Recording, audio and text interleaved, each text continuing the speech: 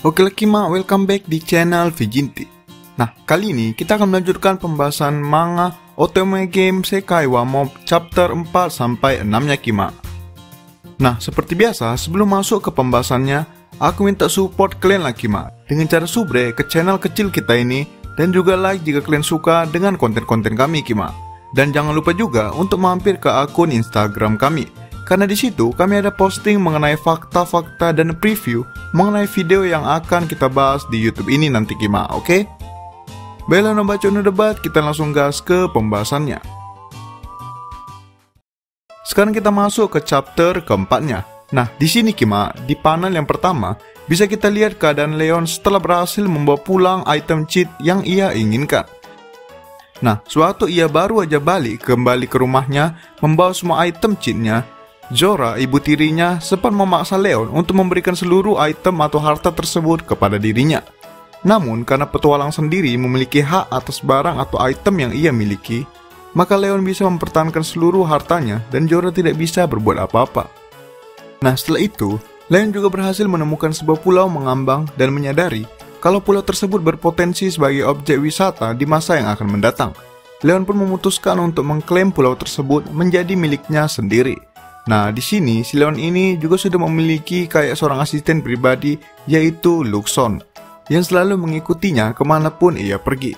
Nah, si Luxon ini Kima merupakan AI atau bisa kita bilang si Luxon inilah merupakan sistem dari pesawat luar angkasa yang waktu itu Leon temukan. Nah, si Luxon ini mengakui Leon sebagai tuannya karena ia tertarik kepada Leon yang bisa berbahasa Jepang dan juga seorang hikikomori.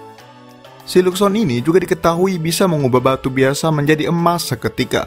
Itulah sebabnya Leon merasa kalau ia tidak perlu khawatir lagi mengenai kehidupannya di dunia Otome Game tersebut. Nah, karena Leon sudah memiliki harta sendiri, ia pun otomatis sudah bisa mendaftar ke akademi sendiri. Nah, diketahui nih Kima, di akademi kerajaan sendiri ada dua kelas di antara para murid nantinya yang akan ditentukan berdasarkan status dari murid-murid itu sendiri. Yang pertama ialah kelas lanjutan, yang berisi para murid dari bangsawan tingkat atas dan juga seorang pewaris baron maupun seorang putri juga bisa. Kemudian yang kedua ialah kelas reguler. Nah, kelas ini berisi para murid dari bangsawan tingkat bawah, murid dari keluarga kesatria maupun seorang murid yang bukan seorang pewaris. Nah, jadi di akademi kerajaan sendiri, kelasnya itu dibagi dua Kima, menurut status dan kedudukan murid itu sendiri. Oke, ngerti kan? Lanjut. Kemudian, si Leon ini pun sadar kalau ia hanyalah seorang yang bergelar baronet dan juga bukan seorang pewaris. Leon pun sebenarnya cukup senang akan hal itu, karena dirinya akan masuk ke kelas reguler dan tak perlu berhadapan dengan para bangsawan sombong seperti ibu tirinya Zora. Namun, semua kelegaan itu hilang seketika Kima. Setelah si Leon ini sampai di rumah, ia tiba-tiba mendapatkan kabar dari ayahnya kalau ia dipromosikan gelarnya menjadi seorang baron. Nah, hal itu bisa terjadi karena Leon berhasil menjadi seorang petualang dan mendapat harta yang berlimpah, ditambah ia juga berhasil menemukan dan mempunyai sebuah pulau pribadi miliknya. Nah, simpelnya itu Kima, si Leon ini statusnya itu meningkat lah. Yang dulunya seorang baronet, sekarang menjadi seorang baron.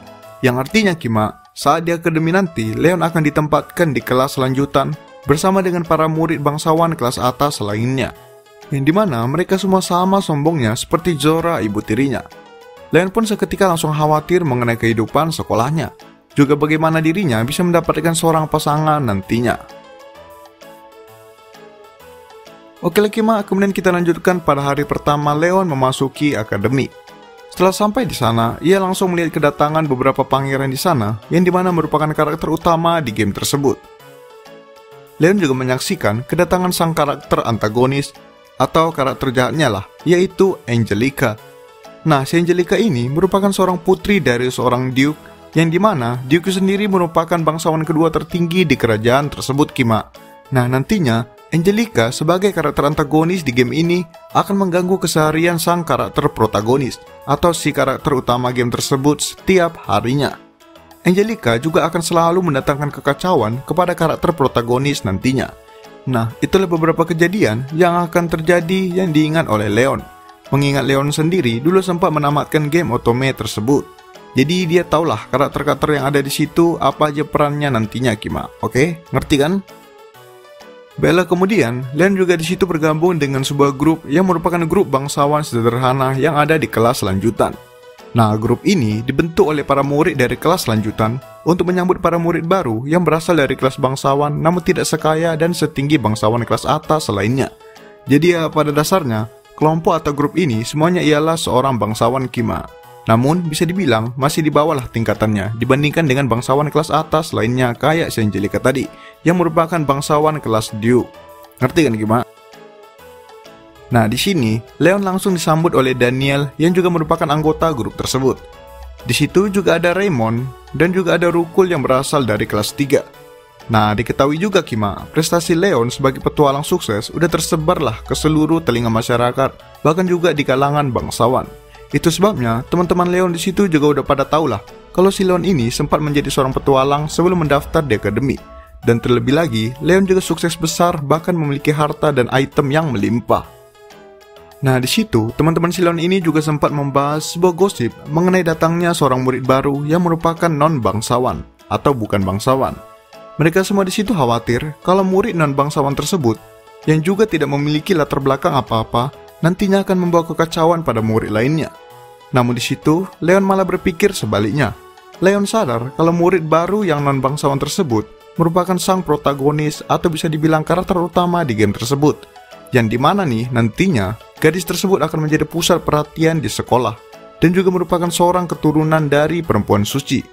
Itulah beberapa alur yang diingat oleh Leon mengenai si karakter protagonis tersebut Kima. Oke lah, kemudian kita masuk ke panel yang terakhirnya. Nah, saat Leon dan para murid lainnya sedang mengikuti upacara penyambutan murid baru, di sini ditunjukkan ada seorang gadis kecil yang menatap Leon dengan senyum liciknya Kima. Siapakah gadis tersebut? Kita langsung gas ke chapter 5-nya. Oke lah, sekarang kita masuk ke chapter ke-5-nya. Kemudian dilanjutkan pada saat Leon dan teman-temannya sedang berdiskusi mengenai pesta teh yang akan datang. Nah, mereka memikirkan cara agar bisa mendapatkan pasangan saat pesta teh nanti Kima. Kemudian, tiba-tiba di seberang mereka, salah satu karakter utama cowok yang bernama Julius sedang terlihat sedang berjalan diikuti dengan para gadis. Nah, di situ juga ada sang karakter antagonis yaitu Angelica Rafa Redgrave yang berasal dari keluarga Redgrave. Keluarga Redgrave sendiri merupakan gelar bangsawan di atas Viscount yang mengurus pertahanan kerajaan. Nah, di panel ini terlihat Angelica sedang berupaya untuk berbicara dengan Pangeran Julius. Namun tiba-tiba seorang perempuan mungil tiba-tiba datang dan memotong pembicaraan mereka. Gadis mungil tersebut bernama Marie von Lovan. Dan gadis ini juga lah yang waktu itu terus menantapi Leon saat berada di upacara penerimaan siswa baru, tepatnya di chapter sebelumnya Kima. Oke, kemudian melihat kedatangan Marie, Angelica pun langsung terlihat kesal. Nah, di situ Raymond temannya Leon juga menjelaskan kalau si Marie ini memiliki gelar Viscount, yang dimana satu tingkat di bawah Redgrave, gelarnya Angelica. Nah, si Marie ini juga dirumorkan pernah menampar Pangeran Julius, dan Pangeran Julius sendiri malah tertawa melihat tingkah Marie. Jadi ya bisa dibilang si Marie ini kayak penakluk para pangeran-pangeran lah Kima, yang dimana itu harusnya tugas sang karakter protagonis. Baiklah, kemudian si Pangeran Julius ini pun langsung tidak segan-segan mengundang Marie untuk datang ke pesta teh miliknya. Nah, di sini diketahui juga Kima kalau si Angelica dan si Julius ini telah bertunangan. Nah, si Angelica yang melihat tunangannya malah mengajak gadis lain langsung terlihat kesal dan mempertanyakan hal tersebut kepada Julius. Namun Julius dengan santai membalas kalau itu bukan urusan Angelica sekalipun ia tunangannya. Marie yang melihat itu pun kembali tersenyum puas dan licik melihat kemenangannya. Kemudian salah satu pangeran lainnya pun datang dan cukup bingung melihat situasi tersebut. Ia heran karena ini pertama kalinya Julius sangat ngotot untuk mengajak seorang gadis. Julius pun menampilkan wajah berseri-serinya. Nah, di sini bisa kita tebak lagi kalau si Julius ini sukanya sama si Marie. Nah, Leon yang melihat itu dari kejauhan juga sadar kalau peristiwa yang ada di depan matanya sekarang merupakan salah satu event yang ada di Otome Game, yang dimana seharusnya Julius itu sedang melindungi dan sedang mengajak sang protagonis utama dan bukan si Marie. Namun kehadiran Marie di sini sudah mengubah beberapa event dan alur cerita yang ada di game tersebut. Nah, Leon yang melihat itu pun cukup penasaran lah akan seperti apa dari alur game Otome tersebut nantinya. Nah, kalau kalian tanya Kima, kenapa si Leon ini kerjanya cuma lihat-lihat aja? Ya, karena dia bukan siapa-siapa Kima di alur cerita game otome tersebut. So ya, seharusnya dia nggak akan berinteraksi dengan para karakter utama di game tersebut. Nah, beda cerita dengan si Mari ini Kima, yang dimana ia harusnya juga seorang karakter sampingan, sama seperti Leon. Namun dengan sengaja merusak alur dari game otome tersebut. Yang berarti nih Kima, ada kemungkinan si Mari ini juga sama seperti si Leon, yaitu seorang reinkarnator, atau orang yang bereinkarnasi ke dunia otome game tersebut. Ya, ini masih sekedar spekulasi aja lah Kima, oke? Nah, sewaktu di kelas, Leon juga beberapa kali mengikuti pelatihan etika untuk membantunya mendapatkan gadis sewaktu di pesta teh nantinya. Oke, kemudian giliran pesta teh dimulai. Leon pun langsung mempersiapkan pesta teh di kamarnya dan mencoba mengundang beberapa gadis, namun semuanya tidak ada yang berhasil dengan baik. Kemudian, saat kembali ke akademi, Leon melihat sang karakter protagonis sedang dibully oleh murid lainnya. Gadis tersebut terduduk sambil menangis di lantai koridor. Gadis tersebut bernama Olivia. Leon awalnya sangat tidak ingin ikut campur ke dalam skenario game tersebut, karena ia tidak ingin merusak alur dari game tersebut. Namun Leon merasa kalau hal itu bukanlah masalah besar jika hanya sekedar membantu satu orang gadis saja. Leon pun mendatangi Olivia dan mengajaknya ke rumahnya untuk pesta minum teh. Sang karakter utama tersebut pun atau Olivia sangat senang dengan ajakan Leon. Mereka pun mengadakan pesta minum teh kecil-kecilan di kamarnya. Nah, di sini Olivia ini bercerita mengenai dirinya yang sangat tidak berguna dalam segala hal. Leon yang mendengar itu sadar kalau sang protagonis dalam game tersebut memanglah sangat lemah di awal cerita. Namun Leon tahu kalau nantinya Olivia yang merupakan karakter utama dalam game ini pastinya akan sangat hebat dan juga memiliki banyak pengikut nantinya. Ya, namanya juga udah karakter utama ya kan Kima, harusnya udah pasti gitulah, oke, ya kan? Nah, namun Leon juga merasa sedikit bersalah dengan Olivia, yang dimana asisten pribadinya yaitu si Luxon ini harusnya ialah milik Olivia. Karena kayak yang aku bilang di video sebelumnya Kima, yang berhak mempunyai seluruh item cheat yang ada di Pulau Rahasia waktu itu ialah harusnya sang karakter utama yaitu Olivia. Cuman ya si Leon ini ngerebut itu semua dari Olivia. Itu makanya Leon pun memutuskan untuk membantu Olivia sebagai bentuk ganti ruginya. Leon pun memanggil kakak sepupunya untuk meminta bantuan. Nah, kakak Leon tersebut pun langsung mengajarkan Olivia bagaimana cara agar bisa bertahan di akademi tersebut. Salah satu caranya ialah ia harus bisa berhubungan dengan salah satu kelompok atau orang penting yang ada di akademi tersebut. Kakak Leon tersebut pun menyarankan agar Olivia mengirimkan sebuah hadiah kepada Angelica agar bisa menjalin hubungan dengannya. Olivia pun mau tak mau mengikuti saran tersebut. Leon di situ juga ikut membantu Olivia nantinya. Nah, dilanjutkan saat pertemuan Olivia dengan Angelica. Di situ Olivia tengah duduk di meja makan bersama Angelica. Angelica di situ awalnya merasa terganggu dengan hadiah juga dengan kehadiran Olivia di situ. Namun Olivia menjawab kalau ia hanya ingin bersekolah dengan tenang dan tidak ingin dikeluarkan dari akademi. Mendengar itu, Angelica pun merasa kalau Olivia tidak terlalu buruk dibandingkan dengan Mari, yang suka cari perhatian dan merebut para pangeran di akademi tersebut. Angelica pun merasa kalau Olivia ialah orang yang cukup baik. Kemudian, Angelica pun bertanya siapakah orang yang telah membantu Olivia, mengingat Olivia sangat dijauhi oleh semua murid. Olivia pun dengan girang menjawab kalau orang yang membantunya ialah Leon. Nah, mendengar nama itu, si Angelica ini pun langsung tersenyum sedikit kagum. Di sini Kima, si Angelica ini udah tahulah mengenai rumor dari Leon yang berjuang keras sebagai petualang dan berhasil mendaftar ke akademi berkat kerja kerasnya sendiri. Nah, pas kan kayak aku bilang tadi Kima, rumor dan berita mengenai prestasi si Leon ini udah tersebarlah ke seluruh kalangan termasuk bangsawan.